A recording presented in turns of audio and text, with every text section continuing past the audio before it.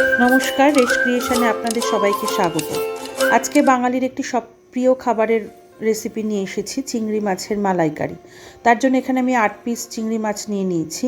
চিংড়ি মাছগুলোর লেজা আর মাথার দিকে সামান্য খোসা রেখে বাদবাকিটা সব ছাড়িয়ে পরিষ্কার করে ধুয়ে নুন হলুদ মাখিয়ে রেখেছি। এখানে চিংড়ি মাছের পিঠের দিকে একটি কালো শিট থাকে, সেটাকে আমরা চিড়ে শিটটাকে বের করে ফেলে দেবো।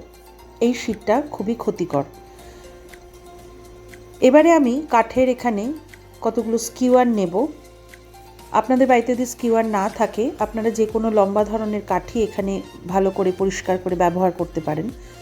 স্কিওয়ারটা নিয়ে আমি এখানে চিংড়ি মাছের মাথা থেকে লেজ পর্যন্ত এটাকে ভালো করে গেঁথে নিচ্ছি।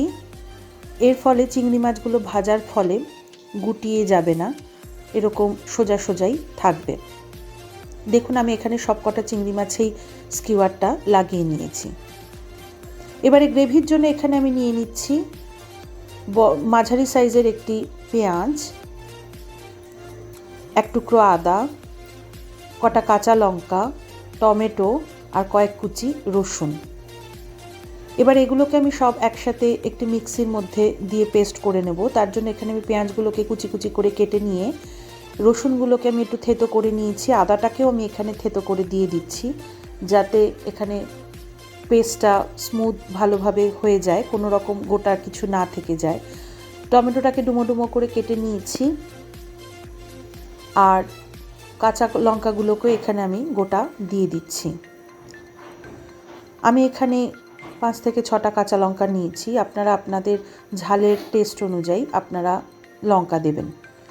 এবার এখানে পেস্টটা স্মুথ করার জন্য আমি এখানে খুবই সামান্য পরিমাণে একটু জল দিচ্ছি, ততটাই দেব যাতে পেস্টটা আমাদের স্মুথ হয়ে যায়। খুব বেশি জল এখানে আমাদের দিতে হবে না। এবার এটাকে আমরা একসঙ্গে পেস্ট করে নেব। এটা আমরা পেস্ট করে নিয়েছি মিক্সিতে ভালো করে। দেখুন একটা স্মুথ পেস্ট তৈরি হয়ে গেছে। এবার এটাকে আমরা আলাদা করে সরিয়ে রাখব। এবার চিংড়ি মাছের মালাইকারিতে আমাদের নারকেলের দুধ খুবই প্রয়োজনীয় একটা উপকরণ। তার জন্য এখানে আমি একটা নারকেল ভেঙে যে জলটা বেরিয়েছে সেই জলের মধ্যেই নারকেলটাকে আমরা কুড়িয়ে নিয়েছি। একটা গোটা নারকেলকে আমি এখানে কুড়িয়ে নিয়েছি, নিয়ে তার থেকে চেপে চেপে নারকেলের যে দুধটা বেরোবে সেইটা এখানেই জলের সাথে একসাথে মিশিয়ে নিচ্ছি। পুরো একটা গোটা নারকেলের দুধই এখানে আমাদের প্রয়োজন হবে, কেননা চেপে বের করলে খুব একটা বেশি তো আর বেরোয় না, কিন্তু এটা ঘন করার জন্য আমরা এখানে জল খুব একটা ব্যবহার করব না। তাই নারকেলের দুধের ওপরেই গ্রেভিটা হবে যাতে স্বাদটা ভালো হয়। এটা ছিবড়া হয়ে এলে নারকেলটা চিপতে চিপতে তাতে সামান্য একটু গরম জলে ভিজিয়ে রাখলে আবারও আমরা কিছুটা দুধ বের করতে পারবো। এরপর আমরা এখানে একটা কড়াই নিয়ে নিয়েছি। কড়াইতে আমি এখানে 2 চামচ মতো সাদা তেল দিচ্ছি, দিয়ে তেলটা গরম হয়ে গেলে এখানে আমি দারচিনি, লবঙ্গ আর এলাচ দিয়ে গোটা গরম মশলা ফোড়ন দিচ্ছি।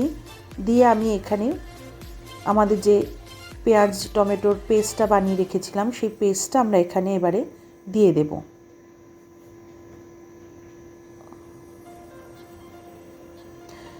এবার এই পেস্টটা আমরা ভালো করে নাড়তে থাকবো যতক্ষণ না এটার কাঁচা গন্ধ সব কিছুর চলে যাচ্ছে, ততক্ষণ পর্যন্ত এটা আমরা নাড়তে থাকবো।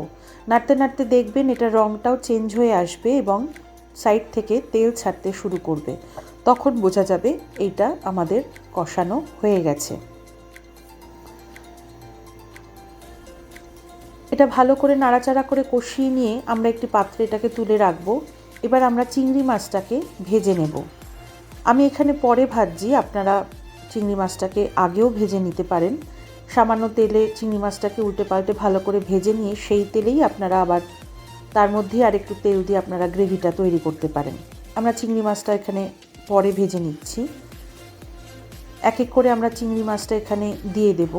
সবগুলো একসঙ্গে না, অল্প অল্প করে এখানে দেব। আমি 3টে করে চিংড়ি মাছ এখানে দিচ্ছি, দিয়ে এটাকে উল্টে পাল্টে সামান্য হালকা করে একটু ভেজে নিচ্ছি। খুব বেশি কড়া করে এখানে ভাজবো না চিংড়ি মাছটা, তাহলে চিংড়ি মাছগুলো আবার শক্ত হয়ে যাবে। গরম তেলে জাস্ট এপিট ওপিট করে আমরা হালকাভাবে এটাকে নাড়াচাড়া করে একটু ভাজা করে নেব।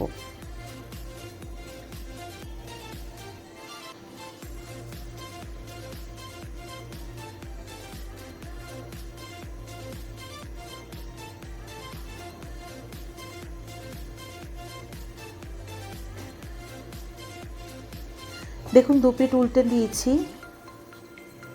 আমাদের হালকা করে ভাজা হয়ে এসেছে চিংড়ি মাছগুলো।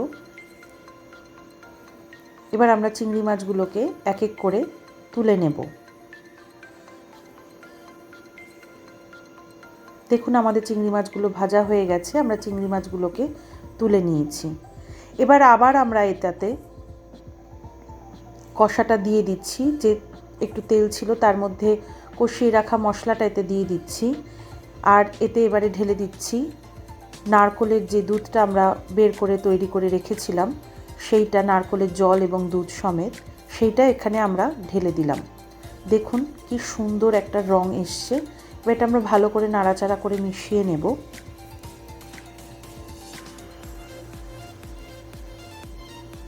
এটা মিশিয়ে নিয়েছি। এবার একে একে আমরা এতে স্বাদ মতো নুন দিয়ে দেব।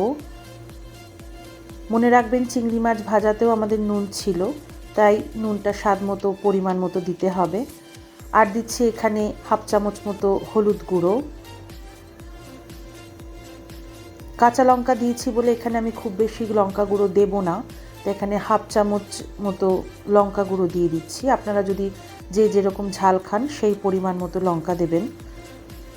আর দিয়ে দিচ্ছি খুব সামান্য পরিমাণে একটু ধনে গুঁড়ো, জিরে গুঁড়ো। আর দিচ্ছি চিনি। চিনির পরিমাণটা এখানে একটু বেশি যাবে, আমি এখানে 1 চামচ মতো চিনি দিচ্ছি। চিংড়ি মাছের মালাইকারিটা একটু মিষ্টি মিষ্টি হয়। এবার কেউ যদি খুব বেশি মিষ্টি পছন্দ না করেন, সেখানে আপনারা আপনাদের স্বাদ মতো দেবেন। তবে খুব বেশি মিষ্টি আমরাও পছন্দ করি না, তাই সেক্ষেত্রে এখানে অল্প 1 চামচ চিনি আমরা এখানে দিলাম। দিয়ে ভালো করে নাড়াচাড়া করে আমরা এবারে ভাজা চিংড়ি মাছগুলো এর মধ্যে দিয়ে এটাকে ভালো করে ফুটিয়ে নেব। দেখুন একে একে চিংড়ি মাছগুলো এখানে আমরা দিয়ে দিচ্ছি। দিয়ে এটাকে একটু নাড়াচাড়া করে নিয়ে ঢাকা দিয়ে মিডিয়াম আঁচে 5 থেকে 10 মিনিট পর্যন্ত এটা আমরা হতে দেব। আপনারা যে যতটা পরিমাণ গ্রেভি খাবেন সেই পরিমাণ গ্রেভি এখানে রাখবেন। এতে খুব বেশি গ্রেভির প্রয়োজন হয় না, একটু হালকা গ্রেভি থাকবে।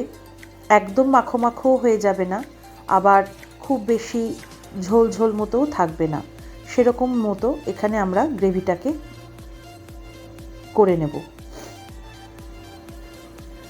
দেখুন গ্রেভিটা আমাদের প্রায় হয়ে এসেছে। এবার আমরা এতে একটু গরম মশলা গুঁড়ো ছড়িয়ে দিচ্ছি।